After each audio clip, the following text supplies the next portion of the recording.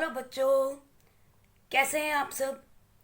आज हम करेंगे अपना इलेक्ट्रोकेमिस्ट्री का लेक्चर नंबर 5, जिसमें हम बात करेंगे इलेक्ट्रोलिटिक सेल की। इलेक्ट्रोलिटिक सेल के बारे में इंट्रोडक्शन हम अपने प्रीवियस लेक्चर में कर चुके हैं, जहां हमने बात की थी कि कौन सा प्रोडक्ट आपका किस इलेक्ट्रोड पे बनने वाला है, उस पे बहुत सारी चीज़ें निर्भर कर रही हैं। क्या प्रोडक्ट बनेगा वो डिपेंड करेगा इलेक्ट्रोलाइट कैसा है, इलेक्ट्रोलाइट कॉन्सेंट्रेटेड है या डाइल्यूट है, मोल्टन है या एक्वस है, क्या इलेक्ट्रोड एक्टिव है या इनएक्टिव है, इनर्ट है। हम ऑलरेडी अपने कुछ फैक्टर्स के ऊपर बात कर चुके हैं। Nature of electrolyte, concentration of electrolyte, status of द इलेक्ट्रोलाइट यानी मोल्टन है या एक्वस है, कॉन्सेंट्रेटेड है या डाइल्यूट है, इनके बारे में हम बात कर चुके हैं। आज हम बात करेंगे कि अगर इलेक्ट्रोलाइट मरकरी है या कोई एक्टिव मेटल है, in that condition how the product formed on the electrolyte change. Correct. तो चलिए आज हम शुरू करते हैं अपना lecture. Aqueous NaCl in concentrated is in reaction with HCl working Hg यानी मरकरी वर्किंग एज कैथोड। तो जब मरकरी की एक खासियत होती है, ये हमेशा क्या करता है, it wants to form amalgam. आपको पता है मरकरी के मिक्सचर को हम क्या कहते हैं, अमलगम। करेक्ट। देखिए अगर NaCl है आपके पास और ये कॉन्सेंट्रेटेड है, तो ये तो हमें पता चल ही गया है कि यहाँ पर वाटर की कॉन्सेंट्रेशन कम होने वाली है। ठीक है। सो NaCl जो है वो आपको Na पॉजिटिव देगा, Cl नेगेटिव होगा। कॉन्सेंट्रेटेड है, इसका मतलब ये नहीं है कि पानी की कॉन्सेंट्रेशन है नहीं, पानी है मगर कॉन्सेंट्रेशन कम है। देगा क्या आपको, H positive and OH negative. Correct. अब इसके अंदर हमें कैथोड ज़रूर बता दी गई है कि कैथोड ये है। क्या आपको एनोड बताई है उन्होंने, नहीं बताई। He is talking mercury as cathode. तो what is anode, there is no mention about anode. तो बच्चों एनोड क्योंकि मेंशन नहीं है, we will take anode as platinum. Since not mentioned, क्योंकि हमने कहा था रूल्स हैं कुछ हमारे, उन रूल्स में कन्वेंशन में क्या आता है, अगर इलेक्ट्रोड के बारे में नहीं बताया है उसे आप इनर्ट प्लैटिनम इलेक्ट्रोड मान लीजिए। मान लिया। अब एट एनोड होगा क्या, एनोड पे क्या होती है, ऑक्सीडेशन। ऑक्सीडेशन का मतलब है कि दोनों क्लोरीन एटम्स जो हैं they will lose 2 electrons and it is going to form chlorine gas. ऐसा क्यों होगा, क्योंकि यहाँ अब OH की कॉन्सेंट्रेशन है ना बच्चों, वो बहुत ज़्यादा नहीं है एज कम्पेयर टू क्लोरीन, क्योंकि वाटर की अमाउंट ज़्यादा नहीं है। कॉन्सेंट्रेटेड NaH है, NaCl है। OH का अदरवाइज जो OH का स्टैंडर्ड ऑक्सीडेशन पोटेंशियल है बच्चों, वो होता है less than standard oxidation potential of chlorine ion. OH negative ion की स्टैंडर्ड ऑक्सीडेशन पोटेंशियल कम होती है, इसीलिए एनोड पे क्लोरीन गैस निकल जाएगी। At the same time OH की जो कॉन्सेंट्रेशन है बच्चों is low, is less than chlorine. Chlorine ion से कम है। तो इन दोनों फैक्टर्स को ध्यान में रखते हुए हमने कहा है कि यहाँ पर ऑक्सीडेशन में एनोड के ऊपर क्लोरीन निकल जाएगी। करेक्ट। अब कैथोड पे देखो क्या बनेगा। कैथोड के ऊपर होनी है रिडक्शन। राइट। रिडक्शन में क्या होगा, क्योंकि 2 इलेक्ट्रॉन का ट्रांसफर हो रहा है, so we will take 2 Na positive. It will gain 2 electron to produce Na solid. क्यों, या फिर आप बताइए क्या बनेगा, 2H positive 2 electron will give H2 gas. क्या बनेगा इसके अंदर से, व्हाट डू यू थिंक। क्या सोडियम के रिडक्शन पोटेंशियल हाइड्रोजन के रिडक्शन पोटेंशियल से ज़्यादा है, नहीं है, इसीलिए यहाँ पर Na सॉलिड नहीं बनेगा, H पॉजिटिव H2 गैस बनेगी, जैसा कि हमने मोल्टन NaCl में देखा था। क्यों, because standard reduction potential of hydrogen ion is more than standard reduction potential of sodium ion. इसीलिए आपके पास हाइड्रोजन गैस रिलीज होगी, ना कि सोडियम सॉलिड डिपॉजिट होगा. ठीक. लेकिन फिर ये सोडियम का होगा क्या बच्चों? ये जो सोडियम है ये क्योंकि ऑक्सीडाइज तो होना नहीं, इसने क्या करना है, 2 इलेक्ट्रॉन ये गेन करेगा क्योंकि रिएक्शन ही है. It is going to definitely form sodium solid, मगर कहाँ? This sodium will be dissolved by this dissolve in mercury and forms sodium amalgam. Mercury के साथ मिलेगा और सोडियम एमलगम बना देगा, मिक्सचर बनाएगा एक. ठीक है जी.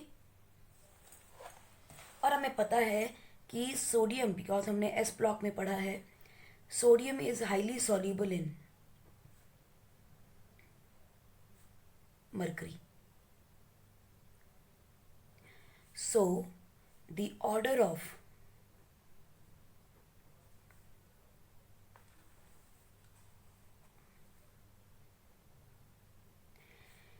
reduction changes. ठीक है. इसीलिए आपके पास जो सोडियम है वो फॉर्म कर जाएगा और हाइड्रोजन गैस जो है वो कैथोड पे रिलीज हो जाएगी. पर आप एक पॉइंट और दिमाग में आएगा आपके, ये मरकरी कहाँ है बच्चों? It is cathode. It is cathode. देखो रिडक्शन पोटेंशियल जो है वो सोडियम का हाइड्रोजन का ज़्यादा है. ठीक है. तो आइडियली ये बनना चाहिए था, ये नहीं बनेगा क्योंकि इसका रिडक्शन पोटेंशियल ज़्यादा है. बट प्रॉब्लम क्या है? But at cathode sodium is formed. क्यों? बिकॉज कैथोड किस चीज़ का बना हुआ है? मरकरी का बना है बच्चों. और मरकरी में हाइड्रोजन डिजॉल्व ज़्यादा नहीं होती. Sodium has more affinity towards sodium mercury, उसमें डिजॉल्व हो जाती है. इसीलिए आपको कैथोड के ऊपर सोडियम मिलेगा, हाइड्रोजन नहीं मिलेगा. ठीक है. सो ये क्वेश्चन इंपॉर्टेंट है इन केस ऑफ, और ये अक्सर पूछ लिया जाता है, अक्सर ये कॉम्पिटिशन में ज़्यादा पूछा जाता है कि मरकरी के साथ अगर कैथोड ले लिया जाए मरकरी को, तो कैथोड के ऊपर सोडियम बनता है, हाइड्रोजन नहीं बनता, जबकि हाइड्रोजन की कॉन्सेंट्रेशन कम है. ठीक है. क्यों नहीं बनता? जबकि इसका स्टैंडर्ड रिडक्शन पोटेंशियल ज़्यादा है, तो इसको पहले रिड्यूस होना चाहिए था. मगर हुआ कौन? सोडियम. बिकॉज बच्चों कैथोड जो है वो मरकरी का बना हुआ है और मरकरी के अंदर sodium is more soluble than hydrogen, इसीलिए सोडियम रिलीज हो जाएगी. और यहाँ पे आप देखिए पीएच जो है इस सॉल्यूशन का इज स्टेबल, और you can say do not change. देखिए क्यों? कॉन्सेंट्रेटेड NaCl है, एक्वस NaCl है, इसका मतलब पानी तो यहाँ है. ठीक. लेकिन क्या आपको इस सारे के अंदर कैथोड के एनोड के ऊपर क्लोरीन गैस लिबरेट हो गई, कैथोड के ऊपर मरकरी रिलीज, सोडियम रिलीज हो गया, हाइड्रोजन नहीं रिलीज हुआ, OH नेगेटिव यूज नहीं हुए. इसका मतलब बिकॉज पीएच में कोई चेंज नहीं आएगा. क्यों नहीं आएगा? Because hydrogen ions and OH negative ions are not used and their concentration is same in the electrolyte. कोई चेंज नहीं है, इसीलिए इलेक्ट्रोलाइट का पीएच भी चेंज नहीं होगा. तो इस पॉइंट को भी आपको ध्यान में रखना है. These points are usually cast in your competition, चाहे वो नीट का एग्जाम हो, चाहे IIT JEE का एग्जाम हो, चाहे all India engineering entrance examination हो, ये क्वेश्चन अक्सर पूछा जाता है. अब हम आते हैं हमारे लास्ट केस के ऊपर, जिसके अंदर हमने देखना है any of the NaCl, any electrolyte condition. मतलब NaCl जो है वो चाहे मोल्टन हो, एक्वस हो, डाइल्यूट हो, कॉन्सेंट्रेटेड हो, किसी भी फॉर्म में हो, ये जो NaCl है विद मरकरी की बजाय अब हम देखेंगे विद सिल्वर इलेक्ट्रोड. ठीक.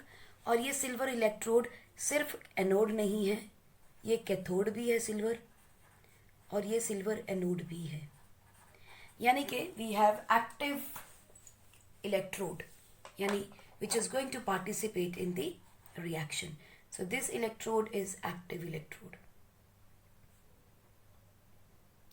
इस एक्टिव इलेक्ट्रोड के आ जाने की वजह से बहुत सारे चेंजेस आएंगे। तो चलिए अपना लास्ट केस देखते हैं। When any electrode condition is there, electrolyte condition is there in any condition with mercury or any active metal electrode is present. ठीक, अगर हम एक सेल बना ले बच्चों अपना, इसमें ये होगी आपकी एक इलेक्ट्रोड, ये होगी आपकी दूसरी electrode, let us mark it as anode, this is at cathode. Now these are connected by battery, positive and negative, correct. अगर ये सिल्वर है और ये भी सिल्वर है, correct, what do you expect? अगर मान लीजिए NaCl है, जब ये टूटेगा Na पॉजिटिव बनेगा, Cl नेगेटिव बनेगा। Let us take the condition of an aqueous और डाइल्यूट कंडीशन, H पॉजिटिव बनेगा, OH नेगेटिव बनेगा, correct. What do you expect at anode?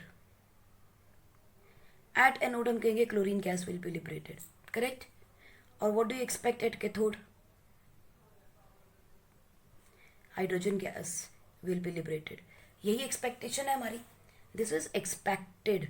मगर बच्चों एक्सपेक्टेशन के हिसाब से तो कुछ होता ही नहीं, ठीक है। सो एक्सपेक्टेड ये है, but what is going to happen? But हम एक चीज भूल गए कि silver electrode is active electrode. तो इलेक्टिव इलेक्ट्रोड है तो कोई तो बदलाव लाएगी, ठीक है। सो एट एनोड अब हमें क्या मिलेगा? अब एनोड के ऊपर देखो खाली क्लोरीन, OH नेगेटिव आयन तो नहीं आएंगे। अब यहाँ क्या है? सिल्वर भी है, करेक्ट। और हमें पता है एनोड के ऊपर क्या होनी है? Oxidation. According to rule, one with highest standard oxidation potential will get oxidized. ये तो रूल है ही है हमारा, ठीक है। सो बच्चों इसके अंदर अगर आप टेबल देखो तो किसका सबसे ज़्यादा SOP मिलेगा आपको? तो देखिए ज़रा, सिल्वर का ऑक्सीडेशन पोटेंशियल अगर हम देखेंगे तो इट विल बिकम कितना गिवन है? सिल्वर का, सिल्वर आयन से सिल्वर बन रहा है, हमें क्या चाहिए? सिल्वर से सिल्वर आयन, ऑपोजिट चाहिए। So it will be -0.80। Chloride ion से हमें क्लोरीन बनाना है, so it is going to be -1.36। किसका ऑक्सीडेशन पोटेंशियल ज़्यादा है? देखो रिडक्शन पोटेंशियल देखेंगे तो किसका ज़्यादा है? जिसकी वैल्यू नेगेटिव में ज़्यादा, -1.36। इसका रिडक्शन पोटेंशियल ज़्यादा है तो ये रिड्यूस होना ज़्यादा चाहेगा।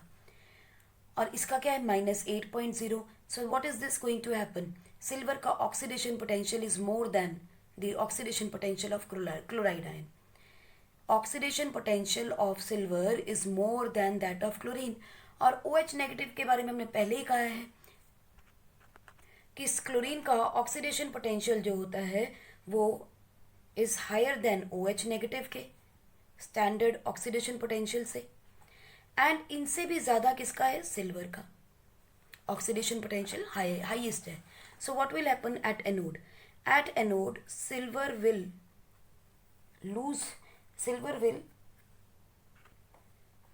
One electron to produce Ag positive, ठीक है।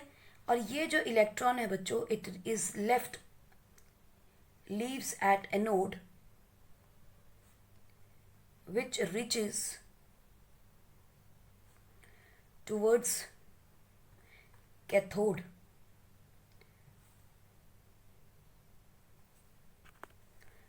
Through the electrical circuit,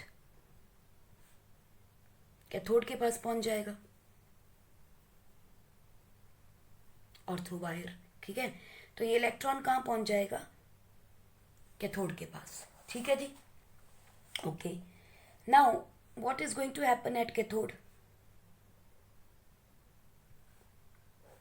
which is going to gain one electron। अच्छा पहले यहाँ देखो, यहाँ क्या क्या है? सोडियम भी आएगा, हाइड्रोजन भी आएगा, और अब क्या रहेगा, Ag पॉजिटिव भी आएगा यहाँ। करेक्ट। कैथोड के ऊपर क्या होना है, रिडक्शन होनी है। कैथोड के ऊपर रिडक्शन होनी है। रिडक्शन का मतलब है it is going to take one electron. अब देखो किसका रिडक्शन पोटेंशियल सबसे ज्यादा होगा, किसका सबसे ज्यादा रिडक्शन पोटेंशियल होगा among silver, sodium and hydrogen. अगर आपको सीरीज थोड़ी सी याद है तो देखो, lithium, sodium, zinc, fluorine, hydrogen, मैं सारे नहीं लिख रही, इन बिटवीन के लिखे हैं, silver and then chloride ion. Chloride ion का अगर आप देखिए, अब यहाँ से क्या होगा, हाइड्रोजन है, यहाँ पर आपका रिडक्शन पोटेंशियल बढ़ रहा है, ठीक है, और यहाँ पे ऑक्सीडेशन पोटेंशियल बढ़ रहा है, ठीक है। कॉपर का, अब देखो हमें किसका देखना था, सिल्वर का देखना है, हाइड्रोजन का देखना है और सोडियम का देखना है, राइट। इसके अंदर सिल्वर का ऑक्सीडेशन पोटेंशियल अभी हमने देखा था, इट वाज कितना, रिडक्शन पोटेंशियल वाज 0.80, नेगेटिव किया था हमने। इलेक्ट्रॉन इसका पता हमें कितना है, 0।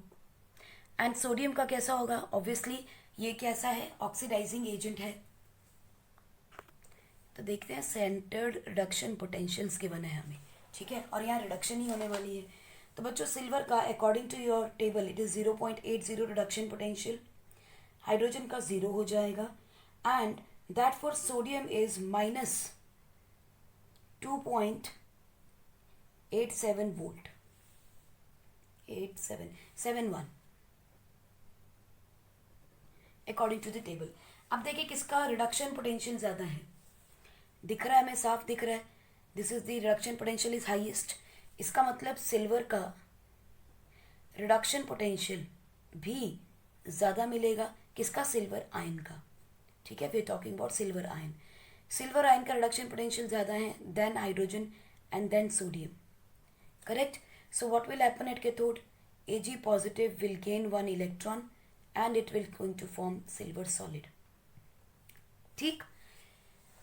कहने का मतलब क्या है यहाँ पे, अगर आपकी इलेक्ट्रोड्स एक्टिव हैं तो इलेक्ट्रोलाइट का कोई रोल नहीं रह जाता, सारा कुछ काम कौन कर रहा है, इलेक्ट्रोड खुद ही करे जा रही है, वही एक राजा बन गई है, इलेक्ट्रोड से कुछ करा ही नहीं रही है, ठीक है। सो आप देखो एक जगह से सिल्वर निकल रही है और दूसरी तरफ से जा रही है, कुछ याद आया, हमने कुछ प्योरिटी यानी कि इलेक्ट्रो रिफाइनिंग ऑफ मेटल में कुछ ऐसा ही किया था, उसी का इलेक्ट्रोड लेके, इलेक्ट्रोलाइट लेके हमने एक तरफ इम्प्योर और एक तरफ प्योर इलेक्ट्रोलाइट लगाया, इलेक्ट्रोड लगाए और इलेक्ट्रोलिसिस कर लिया था, ये कुछ वही चल रहा है, ठीक है। और इसीलिए इसे हम कहाँ यूज करते हैं, it is used in metallurgy of silver, at the same time it is also used in electroplating और इलेक्ट्रो रिफाइनिंग, ठीक है, इलेक्ट्रोप्लेटिंग में भी इसको यूज किया जाता है।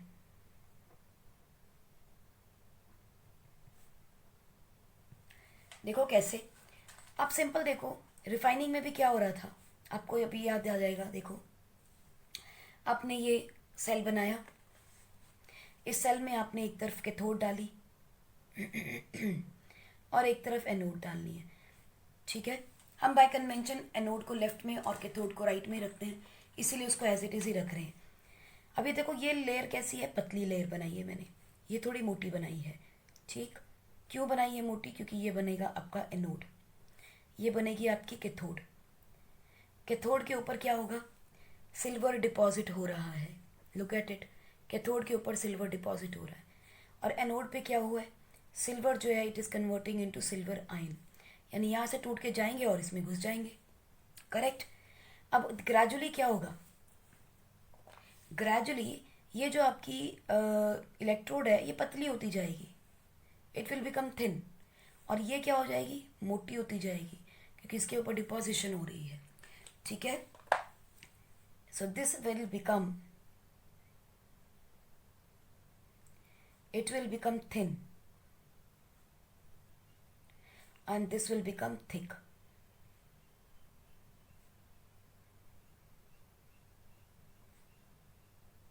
क्योंकि इसके ऊपर डिपॉजिट हो रहा है। और ये क्या है आपका? Battery, plus and minus. याद आ गया कुछ? ओके। इलेक्ट्रोप्लेटिंग में हम क्या करते हैं बच्चों? At anode and at cathode. अब हमें देखना है किसके ऊपर डिपॉजिट करना है। जिसके ऊपर डिपॉजिट होना है कीप इट एट कैथोड। जिसके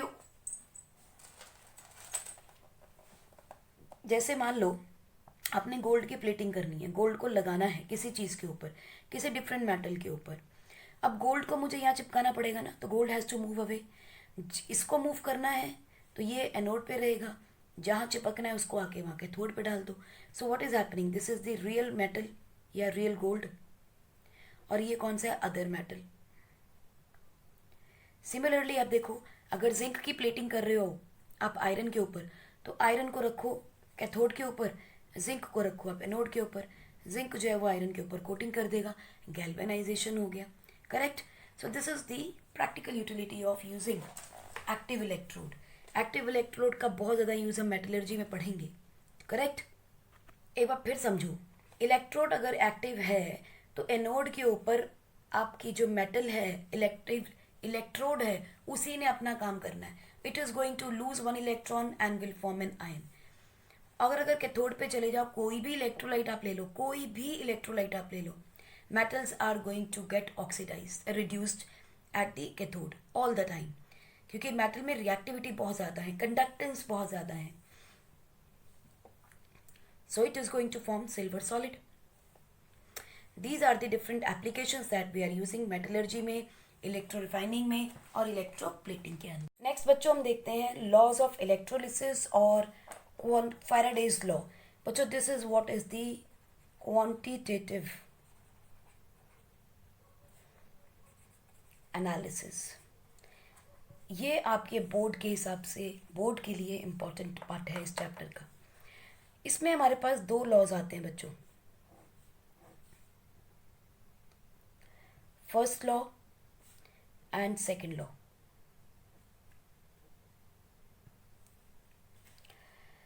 फर्स्ट लॉ का मेन मकसद है m is directly proportional to q। What is this m? This is the amount of और the substance deposited on cathode. How much substance is going to get deposited on cathode or any electrode? Amount of mass deposited on the electrode is directly proportional to the amount of charge passing through the electrolyte. ठीक है? This is what is the first law of electrolysis. चलिए पहले इसके बारे में समझते हैं। First law says the mass of a substance deposited or the mass of gas liberated at a particular electrode is directly proportional to the amount of charge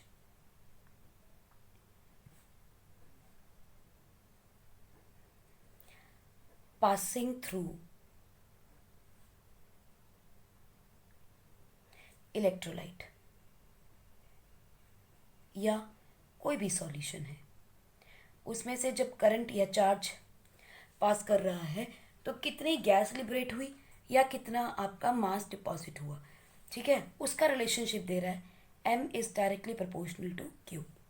correct? More the charge passing through electrolyte, more is the mass deposited.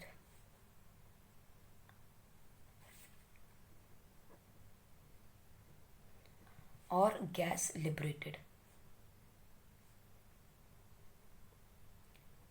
Correct? Now अगर ये sign of proportionality हटाया जाए तो we will write m is equal to ZQ, where this Z is the constant of proportionality and is called electrochemical equivalent. We call it as electrochemical equivalent, right? And we know m is equal to zq, but we know q क्या होता है, q is equal to I into t. ठीक, so we can say m is equal to zit, zit. कौन आई थी, zit.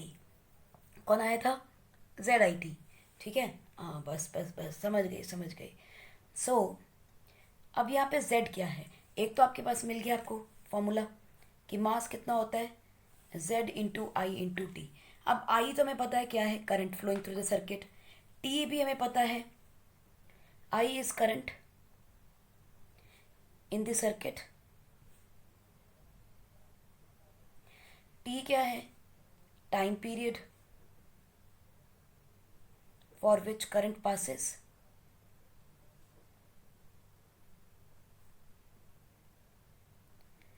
For which current passes. So what is Z? अगर Z पता चल जाए तो बात बन जाती है बच्चों. Z होता है E अपॉन F. अब सोच रहे होंगे Z is equal to E upon F में क्या मतलब है. This is the equivalent weight upon Faraday's constant. अब फैराडेज कांस्टेंट उसकी वैल्यू तुम्हें पता है, विच इज इक्वल टू 96500.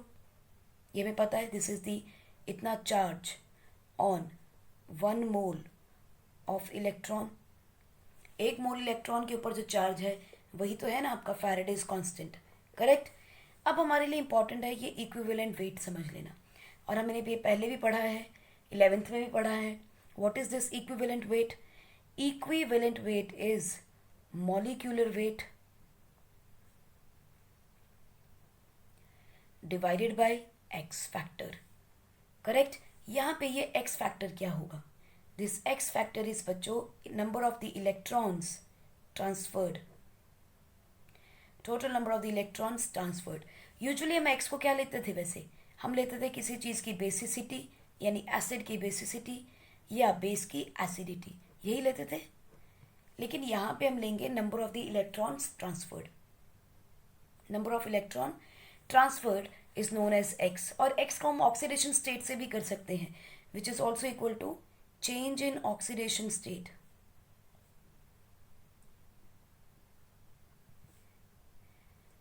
सो आपको बस इतना ध्यान रखना है that m is equal to zeta Z I T and Z I T, हाँ Z I T I know. और z is equal to E upon F. Correct. E क्या है, इक्विवेलेंट वेट.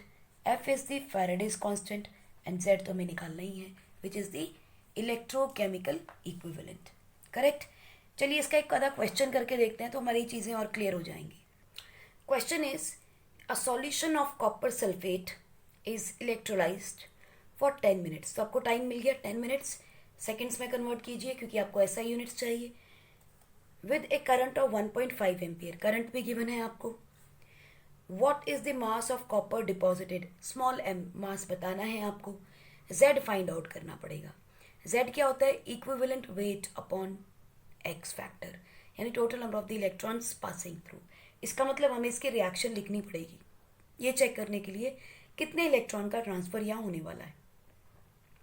ठीक है, चलिए सॉल्व करके देखते हैं.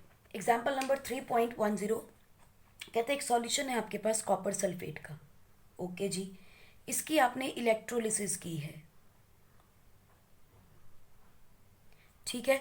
अब हमें पता है इसकी इलेक्ट्रोलिसिस करेंगे तो क्या बनेगा, Cu2 पॉजिटिव और SO4 negative. Correct. Time is given to you 10 minutes. चलिए इसको सेकंड में कन्वर्ट कर लेते हैं, 600 seconds. And they say current is flowing is 1.5 ampere. Current is given to you 5.5 ampere. Okay. Now he says what is the mass deposited at cathode. मुझे anode से कोई वास्ता नहीं है, मुझे सिर्फ कैथोड की बात करनी है. कैथोड पे क्या होता है, रिडक्शन. सो इसका मतलब Cu2 positive is going to take 2 electrons at cathode. And it is going to form copper solid. यही तो मास मुझे बताना है कितना डिपॉजिट होगा। समझ में आई बात? तो चलिए इसका सॉल्यूशन लिखते हैं। m is equal to zeta I T, Z I T, हो यस जेड आई टी। अब i गिवन है, t गिवन है, m निकालना है। z की वैल्यू हमें पता नहीं। हमने कहा था, क्या कहा था, z is equal to equivalent upon Faraday's constant. और इक्विवेलेंट वेट का निकालने का तरीका क्या था, molecular weight upon x into F, यही था। x क्या थे, number of electrons, so we can say m upon total number of electrons participating 2f, 2 Faraday charge हो गया, करेक्ट। चलिए इसकी वैल्यूज पुट करते हैं। z की वैल्यू होगी m upon 2f i into T. Copper का मास कितना होता है, molecular mass 63.5 into what is the current 1.5, how much time 600 divided by 2 into Faraday's constant 96500, 00 से 00 कैंसिल हो जाएगा, so we can write 63.5 into 9, 15 6 90 divided by 2 into 965। इसे आप solve कर लेंगे तो आपको आंसर मिल जाएगा, it will come exactly 0.2938 gram, right. बच्चों ये तो हुआ इसका स्टैंडर्ड मेथड जो कि इस फॉर्मूले से आ रहा है। एक और आसान तरीका है इसको सॉल्व करने का, चलिए वो तरीका भी देखते हैं। चलिए क्या क्या गिवन है वो पहले ही लिख लेते हैं। आपको गिवन है कॉपर सल्फेट का एक सॉल्यूशन है, टाइम गिवन है आपको 10 मिनट्स माने 600 सेकेंड्स, करंट गिवन है 1.5 ampere, correct. Faraday's constant 96500 coulomb and the molecular mass of copper sulfate is given to you 6.53 U, correct. अब आपको फाइंड क्या करना है, मास डिपॉजिटेड, करेक्ट। फॉर्मूले वाला तरीके से तो हमने देख लिया, अब हम दूसरा तरीका देखते हैं। देखिए कैसे, कॉपर ने जब डिसोसिएट करना है, डिकम्पोज करना है, कॉपर 2 पॉजिटिव SO4 2 नेगेटिव बनाएगा, करेक्ट। कॉपर जो है 2 पॉजिटिव है, it is going to take 2 electrons and it is going to form copper solid, correct, at cathode. बच्चों कितने इलेक्ट्रॉन का ट्रांसफ़र हो रहा है, देखो ऑक्सीडेशन, पहली बात तो ये रिडक्शन हो रहा है, +2 से +0 पे जा रहे हो, +2 का रिडक्शन है या 2 का रिडक्शन हो रहा है, ठीक है। Total number of electrons use कितने हैं, n की वैल्यू क्या है 2, ये भी क्लियर हो गया। अब यहाँ से देखो 1 मोल कॉपर जो है वो कितने मोल बना रहा है, 1 मोल। 1 मोल कॉपर 2 पॉजिटिव 1 मोल एक कॉपर बना रहा है by using 2 mole of the electrons. 1 mole copper के लिए 2 मोल इलेक्ट्रॉन चाहिए हैं हमें। इसका क्या मतलब होता है, 2 मोल इलेक्ट्रॉन का मतलब क्या है, 2 फैराडे। इतना चार्ज चाहिए 1 मोल कॉपर बनाने के लिए। 1 मोल कॉपर का मास कितना होता है, 63.5 gram, correct. So 2 Faraday charge is required to produce 63.5 gram. Simple unitary method है बच्चों, ठीक है। 2 कूलम चार्ज चाहिए 63.5 ग्राम के लिए। फैराडे की वैल्यू पुट कर लेते हैं, 2 into 96500 is going to give 63.5 gram. Is that okay? इतने चार्ज से इतना बना। चलिए चार्ज भी निकाल लेते हैं। चार्ज क्या होता है, आई इंटू टी। आई कितना है 1.5, चार्ज कितना है 600, सो it is what 900 coulomb, right, okay. इतने चार्ज से इतने ग्राम बन रहा है, तो 900 कूलम से कितना मास बनेगा, x, ठीक। मतलब 63.5 divided by 2 into 96500 multiplied by 900। देखिए फॉर्मूला से भी यही आया था, 63.5 into 900 upon 2 divided by Faraday's constant. अभी ऑब्वियसली 0 0 कैंसिल कर दो, देखो सेम आ गया। सो इसका आंसर भी वही आएगा जो इसका फॉर्मूला से आया था। फॉर्मूला में हम फिर गलती कर सकते हैं, यहाँ कोई गलती का चांस नहीं मिलेगा आपको। So it is very easy to find out. एक क्वेश्चन करके देखिए एंड लेट मी नो, क्या आप इसको सेकंड मेथड यूनिटरी मेथड से कर सकते हैं? 2 Faraday charge is passed through copper sulfate. What is the mass deposited at cathode? बहुत सिंपल क्वेश्चन है बच्चों, बहुत सिंपल है। एग्जाम्पल चलो ऑप्शन दे देते हैं आपको। 0 ग्राम, 2 ग्राम, 180 ग्राम, 63.5 ग्राम। करके देखिए सॉल्व। पॉज कीजिए, do it, pause it and try it once again. हो गया, पॉज कर लिया, चलिए क्या हम सॉल्व करते हैं। Copper 2 positive at cathode is going to gain 2 electron to produce copper solid, यानी 1 मोल इसका, 2 मोल इसके और 1 मोल इसका। ठीक है, 2 मोल का मतलब होता है 2 Faraday.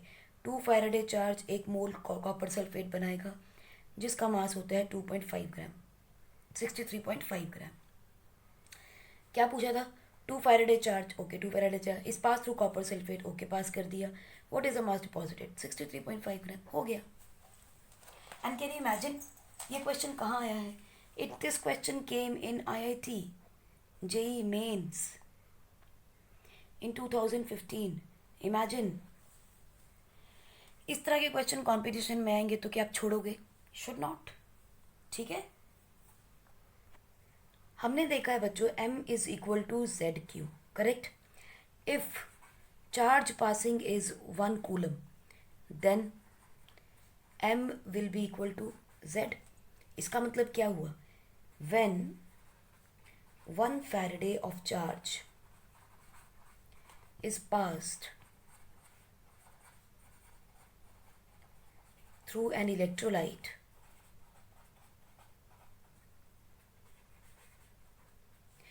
then mass deposited is equal to electrochemical equivalent, that is Z। Correct. Second law क्या कहता है? चलिए देखें तो। Second law, if same amount of charge is passed through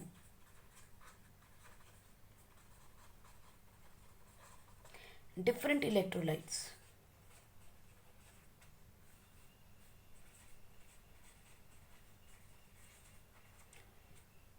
then amount of substance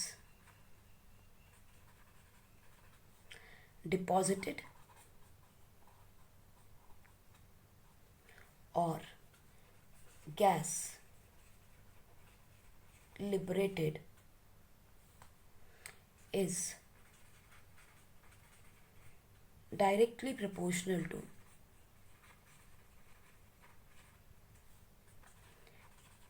its equivalent weight। Correct. बात समझ में आई कि अगर सेम अमाउंट ऑफ चार्ज पास किया जाए तो इक्विवेलेंट वेट के बराबर हो जाएगा। मतलब क्या हुआ? M is equal to ZQ also equal to E/FQ is equal to M। Let us say we have two electrolytes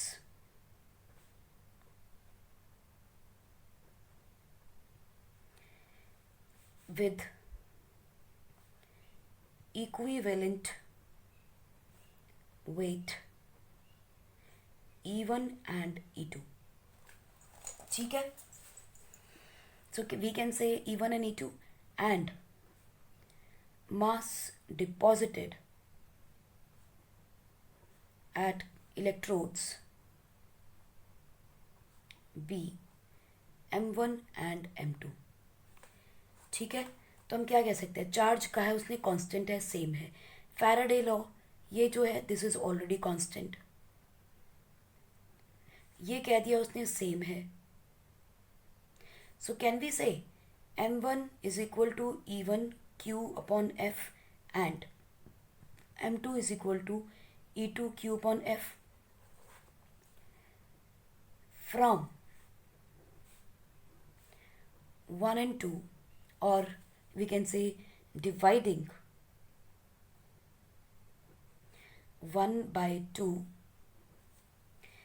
M1 upon M2 is equal to E1 upon E2. Correct? We can also conclude from here that M is also directly proportional to E. ये भी निकल गया. हमने पहले क्या किया था, M is directly proportional to charge, that was in first law. Second law क्या कहता है, M इज डायरेक्टली प्रोपोर्शनल टू इक्विवेलेंट वेट ऑफ द इलेक्ट्रोलाइट. चार्ज सेम है बच्चों, यहाँ पे चार्ज सेम कब होता है, charge is same means these cells or electrolytes